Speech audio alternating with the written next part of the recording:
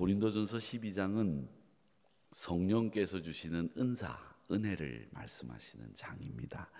성령의 은사는 예수 믿는 모든 성도들에게 한 분도 예외 없이 꼭 받아야 되는 은사, 은혜가 성령의 은혜입니다. 이 성령의 은혜를 받아야 되는 이유는 뭐냐? 이걸 우리가 분명히 알고 계셔야 되는데, 하나님이 주시는 선물을 우리가 은혜라고 하지 않습니까? 그걸 헬라어로는 카리스마조라고 합니다. 우리가 쓰는 그 카리스마가 있다 뭐 이런 말을 하지 않아요? 그 카리스마에다가 끝에다가 조자를 붙이면 그게 은혜라는, 선물이라는 뜻의 말이 됩니다. 그러니까 여러분 기억하시겠죠? 카리스마조. 조시성을 가지신 분들은 더 외우기가 쉬우시겠죠? 뒤에다 조자만 붙이면 되니까. 조숙자 권사님 카리스마조입니다. 그렇게 카리스마조, 이게 은혜, 선물이라는 뜻입니다. 이 선물을 하나님이 주시려고 우리를 위해 준비해 두셨기 때문에 그걸 부정하거나 무시하거나 회방하는 일은 있어서도 안 되고, 늘 받기를 사모하고 또 아름답게 잘 사용해야 되는 것이 성령의 은혜입니다. 우리가 신앙이 회복되고 능력 있는 신앙생활을 하기 위해서는 하나님의 살아계심, 또 하나님의 이름과 영광을 드러내기 위해서 열심히 애써야 되는데, 그러기 위해서 꼭 필요한 게 뭐냐? 사람의 힘, 사람의 능력, 지혜가 아니라 성령의 은사를 받은 능력 있는 삶, 이게 우리에게 꼭 필요합니다. 신앙생활을 하는데 우리가 두 가지가 필요하지 않습니까? 하나는 뭐냐? 예수님의 복음과 주님의 말씀. 이게 우리 생활의 지침이 되기 때문에 이 복음과 이 말씀이 우리에게는 꼭 필요한 겁니다. 또 하나가 뭐냐? 성령의 권능과 은사가 필요합니다. 이 두 가지가 여러분들이 신앙생활을 하는데 항상 필요한 것입니다. 이 두 가지 중에 한 가지라도 빠지게 되면 신앙이 침체되거나 힘들어지거나 침륜에 빠지는 일들이 생기게 되는데, 예수님이 십자가에 매달려 돌아가신 다음에 부활 승천하시죠. 그리고 난 뒤에 우리에게 찾아온 분이 누구냐면 성령 하나님이죠. 그 성령 하나님이 우리에게 찾아오시면서 이 교회 시대는 성령 시대입니다. 교회가 성령에 의해서 지배를 받고 성령에 의해서 움직이는 곳이 되었죠. 그렇기 때문에 이 교회에 가장 필요한 것은 성령의 은사입니다. 성령의 은혜입니다. 그리고 이 교회와 기독교가 태동된 데에는 성령의 능력이 개입하면서 교회가 시작되지 않았습니까? 힘이 없던 사람들, 겁 많던 베드로, 그리고 많은 능력 없는 사람들이 성령을 받는 순간에 능력을 받고 힘을 받고 나가서 외치기 시작을 했고, 한 번에 3,000명씩 회개하는 역사가 강력하게 일어났던 것, 그것은 바로 성령 시대에 가장 확실하게 성령이 활동하고 있다는 증거라고 하는 거죠. 그렇기 때문에 우리가 이 교회 시대에는 성령의 은혜를 사모하는 성도들이 교회 안에 있어야 되고, 우리는 이 성령을 사모해야 되겠는데, 성령의 은혜를 받아야 되는 이유, 그 은혜를 받아야 되는 이유 중에 하나는, 제일 먼저는 여러분의 유익을 위해서, 또 교회의 유익을 위해서, 다른 성도들의 유익을 위해서 우리에게 꼭 성령의 능력이 필요합니다. 여러분, 나 그리고 이웃 그리고 하나님 나라인 교회, 이 유익을 위해서 성령 받아야 된다라고 하는 것을 여러분 기억하시고, 또 두 번째는 이 능력 있고 효과적으로 예수님의 복음을 생명력 있게 증거하기 위해서, 이 복음이 생명이 있다는 것을 증거하기 위해서는 꼭 이 성령의 은사가, 은혜가 필요합니다. 여러분, 증거하는데, 복음을 증거하는데 여러분 예수님이 십자가에 매달려서 여러분을 위해서 돌아가셨습니다. 그러면 그 사람이 누군데? 그럴 때에도 이 능력 있는 증거자들은 이 능력 있는 파워가 느껴지는 거예요. 그래서 아무 말도 못하게 되는 거죠. 그 앞에 굴복하게 되는 거죠. 그건 우리 말의 권위가 아니라 성령의 권위가 그 말씀 속에 담겨 있기 때문에 그 능력 있게, 파워 있게 말씀이 증거된다라고 하는 겁니다. 그래서 능력 있게 하나님 나라를 확장해 나갈 수 있는 강력한 힘, 그것은 바로 성령의 능력으로 가능하기 때문에 우리가 받아야 된다라고 하는 거고요. 마지막으로 하나 더 우리가 성령의 능력이 필요한 것은 하나님의 영광을 위해서 우리가 성령의 능력을 받아야 됩니다. 성경을 보면 제자들이 기사와 표적을 행합니다. 막 손수건만 던져도 앓던 사람이 나음을 입고 이 제자들이 나가서 복음을 전하면 많은 사람들이 회개하고 돌이킵니다. 이렇게 능력이 나타날 수 있었던 그런 이유는 성령의 은사가 있었고요. 그렇게 능력이 나타나고 나니까 어떤 일들이 벌어졌느냐? 하나님을 찬양하고 하나님의 영광을 드러내는 일들이 생기기 시작했습니다. 아담이 죄를 짓고 난 뒤에 죄가 들어왔죠. 사망이 들어왔죠. 저주가 들어왔죠. 그 저주를 끊고 죽음을 이길 수 있는 것은 뭐냐? 한 가지밖에 없습니다. 복음의 능력. 그거밖에 없습니다. 그걸 끊어낼 수 있는 능력이 다른 어느 곳에도 없습니다. 어디에도 없습니다. 사람의 수 없습니다. 사람으로는 가능한 일이 아니에요. 죽음과 저주를 끊어낼 수 있는 것은 오직 이 세상에 하나, 그리스도의 복음, 그 복음의 능력밖에는 사망과 저주를 끌어낼 재간이 없다는 거예요. 여러분 기억하세요. 사망과 저주를 끊어낼 능력은 그리스도의 복음밖에 없습니다. 그것이 저주의 결박을 풀고 물러가게 하고 생명을 살리는 일을 하는 것이 그리스도의 복음의 능력이다 하는 거죠. 그 복음의 능력으로 만천하에 하나님의 영광이 드러나게 됩니다. 그래서 우리는 이 성령의 은혜를 사모하셔야 됩니다. 사모하세요. 사모하는 영에게 하나님께서 성령을 부어주실 줄 믿습니다. 오늘 본문은 고린도 교회를 향한 바울의 서신이죠. 고린도 교회는요, 은혜 받은 성도들이 무진장 많았어요. 성도들이 한 명도 예외 없이 거의 모든 성도들이 고린도 교회는 은혜를 받았습니다. 각양각색의 은혜를 받았는데 어떤 은혜를 받았느냐? 방언하는 분들은 뭐 비일비재하고요. 통역을 하고 병을 고치고 귀신을 내쫓고 별의별 은혜를 다 고린도 교인들이 받았습니다. 얼마나 멋있습니까? 얼마나 좋습니까? 그런데 은혜를 받은 분들이 은혜를 가지고 충성하고 은혜를 받은 그 은혜를 사용해서 많은 성도들을 유익하게 하고 교회를 유익하게 해야 되는데 그 받은 은혜를 어디에 사용했느냐? 자기의 신앙의 정도를 나타내는데 썼어요. 내가 이 은혜를 받았으니까 너보다 내가 신앙이 월등하다, 우월하다고 자랑하는 데 썼어요. 그리고 같은 은혜를 받은 사람들끼리 모여가지고 끼리끼리 모여서 자기네들끼리 교제하고 자기네들끼리 희희낙낙했습니다.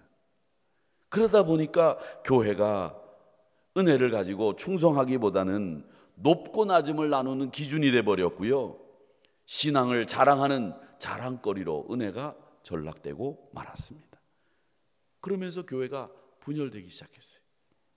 그래서 바울은 오늘 말씀에서 은혜를 받은 것이 중요한 게 아니라 받은 은혜를 사용하는 것이 중요하고, 은혜 중에 은혜는 뭐냐? 사랑이다. 그 얘기를 하는 거예요. 그래서 고린도전서 다음에는, 고린도전서 12장 다음에는 몇 장이 있습니까? 고린도전서 12장 다음에는 몇 장이 있어요? 13장이 있죠. 12장 다음에 14장이 아니에요. 그렇죠? 장로님, 12장 다음에는 13장이 있지요. 그 고린도전서 13장은 무슨 장이에요? 사랑장. 은혜 중에 은혜는 무슨 은혜? 사랑. 그래서 13장에 사랑장이 있는 거예요. 아시겠죠?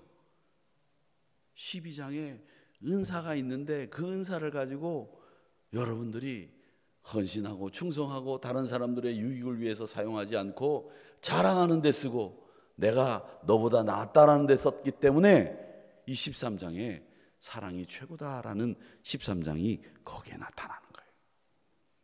그렇기 때문에 여러분, 우리가 자격도 없고 하나님 앞에 은혜 받을 뭣도 없는데 자랑하거나 여러분의 신앙의 정도를 나타내는데 그 은혜를 사용하지 마시고, 나도 유익하게 하고 다른 사람도 유익하게 하고 교회도 유익하게 하는 일에 여러분의 은혜를 꼭 사용하시기를 주님의 이름으로 축원하고, 또 은혜를 여러분들이 사모하시기를 축원합니다. 사모하는 영이 정말 아름다운 영입니다. 그 은혜 중에 은혜는 뭐냐? 저는 그 은혜 중에 은혜가 제일 좋은 은혜가 뭐냐? 저는 나를 하나님이 부르셨다는 게 제일 큰 은혜라고 생각합니다. 제가 다른 건 몰라도 저희 선대 믿음의 조상들이, 저희 아버님이, 저희 할아버지가 예수 믿었다는 게 저는 참 고맙고 감사한 일이고요. 정말 저는 그걸 자랑하고 싶어요. 여러분들의 자녀들이 나중에 우리 아버지가, 우리 어머니가 한우리교회 장로님이고 권사님이었고 집사님이었다는 것을 자랑하는 날이 꼭 옵니다. 꼭 옵니다. 그리고 그걸 정말 자랑스럽게 여기는 날이 꼭 있습니다. 여러분 기억하세요. 이게 보통 일이 아니에요. 하나님이 나를 믿음의 조상 때부터 불러주셨다는 것은 정말 누구도 할 수 없는 일이에요. 이 나를 불러주셨다는 게 은혜 중에 은혜란 말이에요. 2005년 빌리그리암 목사님이 마지막 전도 집회를 했습니다. 뉴욕 퀸스 공원의 한쪽에, 이름도 좀 이상하지만 요즘은 이상하지만 옛날에는 이상하지 않았어요. 코로나 파크라고 하는 곳에서 마지막 집회를 했어요. 그때가 86세인가 7세 정도 됐을 텐데, 마지막 십자군 출병이라는 이름으로 빌리그리암 목사님이 마지막 설교를 했어요. 이 빌리그리암 목사님이 뇌수종, 전립선암, 파킨슨병 이걸 앓고 계셨거든요. 입속에 침이 없어가지고 말을 못할 정도였는데, 그 빌리그리암은 60년 동안 우리 남한, 북한을 비롯해서 세계 각국을 다니면서 복음을 전도했는데 185개국을 다니면서 설교를 했습니다. 복음을 전했습니다. 그럼에도 불구하고 이 86세 되는 이 노인 목사님이 혼신의 힘을 다해서 설교를 하는데, 그 혼신의 힘을 다해서 마지막 설교를 할 때 그 설교 주제가 뭔 줄 아십니까? 하나님, 왜 저 같은 사람을 부르셨습니까? 왜 저 같은 사람을 부르셨습니까? 하나님 앞에 질문하면서 나 같은 사람을 부른 이유를 설명하는 것이 그날 설교의 주제였습니다. 그건 나를 부르셨기에 감사하는 내용이었고요, 나를 부르셨기에 하나님의 은혜 앞에 그 부름에 응한 저를 사용해 주신 것에 하나님의 영광을 드러내는 설교였습니다. 여러분, 은혜 중에 은혜는 나를 하나님이 부르셨다는 거예요. 그래서 고린도전서 15장에서도 사도 바울은 이렇게 얘기합니다. 맨 나중에 만삭되지 못하여 난 자 같은 내게도 우리 주님이 보이셨다. 그 은혜 중에 은혜가 주님이 나를 만나주신 은혜예요. 예수님을 대적하던 바울이 예수님을 가장 사랑하고 예수님의 제자가 된 것은 주님의 은혜가 아니고서는 설명이 안 됩니다. 사랑하는 성도 여러분, 여러분 오늘 이 아침 시간에 하나님의 은혜 가운데 은혜는 하나님이 나를 불러주셨던 그것이 나에게 은혜입니다 고백할 수 있기를 축원합니다. 그러면 은혜를 받으면, 이런 성령의 은혜를 받으면 우리 안에 일어나는 일들이 있습니다. 어떤 일들이 일어나느냐, 이 일어나는 일들에 대해서는 오늘 고린도전서 12장 말고 조금 뒤로 가면 에베소서 5장에 가보면 은혜 받으면 나타나는 일들이 잘 기록되어 있습니다. 은혜 받으면 나타나는 일들이 어떻게 기록되어 있느냐, 5장 19절 말씀에 보면 이렇게 되어 있습니다. 시와 찬송과 신령한 노래들로 서로 화답하며 너희의 마음으로 주께 노래하며 찬송하며. 은혜 받으니까 주를 노래하고 찬송하게 된다는 거죠. 은혜 받으니까 여러분의 입술에서 찬양이 터져 나오는 거죠. 은혜 받은 성도들의 모범적인 모습입니다. 여러분, 은혜 받으면 입에서 찬양이 나옵니다. 입에서 감사가 터져 나와요. 그 입에서 욕이 나올 수가 없습니다. 은혜 받은 사람들이 그런 말이 나오겠어요? 은혜가 떨어지니까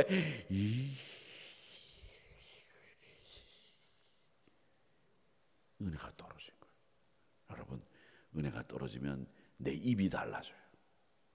은혜를 받으면 입꼬리가 올라가고 은혜를 받으면 입에 이 모양이 이뻐지는데 이 은혜가 떨어지면 입이 아래로 처지기 시작을 합니다. 주름이 생기기 시작을 합니다. 턱이 빠지기 시작을 합니다.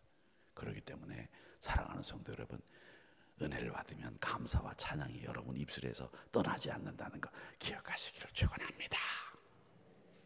그 은혜 받으면 에베소서도 5장 20절에 19절 20절에 은혜 받으면 나타나는 모습들이 나와요. 5장 20절에는 은혜 받으면 어떤 모습들이 나오느냐, 범사에 우리 주 예수 그리스도의 이름으로 항상 아버지 하나님께 감사하며, 감사하게 된다는 거죠. 짜증나고 불평 불만이 가득했지만 어제까지는, 오늘 새벽부터는 이제 온통 감사의 마음으로 살아가는 여러분들이 되시기를 축원합니다. 다 감사여야 돼요. 하나님 감사합니다. 오늘 아침에도 저를 눈뜨게 해주시니 감사합니다. 어제 저녁에 죽은 사람이 얼마나 많은지 모릅니다. 그런데 오늘도 또 저에게 새로운 날을 눈뜨게 해주셨으니 얼마나 감사합니까? 여러분 보고 제가 말할 수 있게 된 것 참 감사합니다. 고맙습니다. 제가 동문회 가서 목사님들을 참 많이 만나고 왔는데 어떤 목사님이 그러더라고요. 저보고 우리 교단에서 목소리가 제일 좋은 목사라고. 에이, 그만둘래.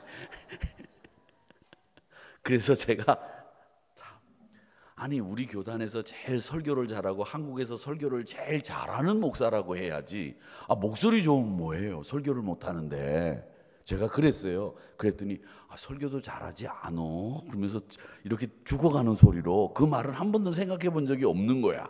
그러면서 설교도 잘하지 않어? 이러시더라고요. 그래서 제가 다음부터는 목사님 안 만나요. 내가 그랬더니 아니 왜 나를 안 만나?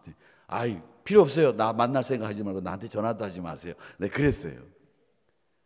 여러분 감사한 일이죠. 얼마나 고맙습니까? 제 목소리가 맨날 여러분 무슨 소리인지 아시겠습니까? 무슨 소리인지 아시겠어요? 알아들으시는 모양인데, 그나마 설교도 못하는 목사가 목소리라도 좋으니까 그나마 다행이다, 감사하다, 이런 생각이 듭니다. 근데 그 목소리도 잘 사용해야 되겠다라는 생각을 하는데, 사랑하는 성도 여러분, 얼마나 감사해요. 제까짓게 그런 거라도 있으니까 고맙고 감사하고, 저를 늘 받아주시고 제 설교를 들어주시는 여러분들이 계셔서 얼마나 감사한지 몰라요. 진짜 감사해요. 참 오늘 기운 빠지게 하네. 세 번째로 5장 21절 말씀에 보면 이런 말씀이 있습니다. 그리스도를 경외함으로 피차 복종하라. 우리가 성령의 은사를 받게 되면 누구든지 사랑으로 섬기고 사랑으로 대하게 됩니다. 때로는 허물 많은 사람을 만날 수 있습니다. 그런데 측은히 여기게 되고요, 먼저 도와주고요, 곁에 있고 싶습니다. 그러니까 은혜를 받으면 나타나는 현상들이 에베소서 5장 19절, 20절, 21절에 있다. 기억하십시오. 에베소서 5장 19절부터 21절까지의 그 말씀 속에는 은혜를 받으면 우리가 변화되는 모습들이라고도 할 수 있고요, 은혜를 받으면 우리 안에 나타나는 일들이 거기에 잘 기록되어 있습니다. 은혜를 받으면 기쁨과 찬송이 가득하게 되고, 감사의 빛이 내 마음에 자리 잡게 되고, 사랑의 빛이 있기 때문에 피차 복종하게 된다는 거죠. 그의 말을 경청하게 되고, 그의 의견을 존중하게 되고, 그와 함께 동행하게 되며 합력하는 역사가 일어나는 것, 그건 은혜 받은 증거입니다. 주님 목마르거든 내게로 와서 마시라고 했습니다. 생수의 강이 그 배에서 강같이 흐르게 될 거라고 말씀하셨습니다. 갈망하고 사모하는 자에게 은혜를 더하여 주실 줄 믿습니다. 갈망하는 자에게 은혜를 주시고요, 사모하는 자에게 해결을 해주시는 거예요. 여러분, 왜? 갈망하지 않는 사람에게는 왜 줍니까? 줄 필요가 없어요. 진주를 돼지에게 던지는 것과 똑같기 때문에 그렇습니다. 그러니까 여러분, 얼마만큼 사모하느냐, 사슴이 목마른 사슴이 물을 찾듯이 그렇게 사모하는 마음으로 여러분 집회에 참석하시기를 축원합니다. 은혜를 사모하는 가운데 능력으로 충실한 성회가 되기를 바라고, 또 은혜를 사모하는 가운데 여러분의 기도 제목들이, 여러분이 그동안 그토록 갈망하던 기도 제목들이 다 응답받는 역사가 이번 성회에 일어나게 되기를 주님의 이름으로 축복하면서, 내가 원하는 것도 얻어야 되겠지만 하나님 은혜 주십시오, 하나님 은혜 주십시오, 그 은혜에 집중하는 여러분들이 되시기를 주님의 이름으로 축원합니다.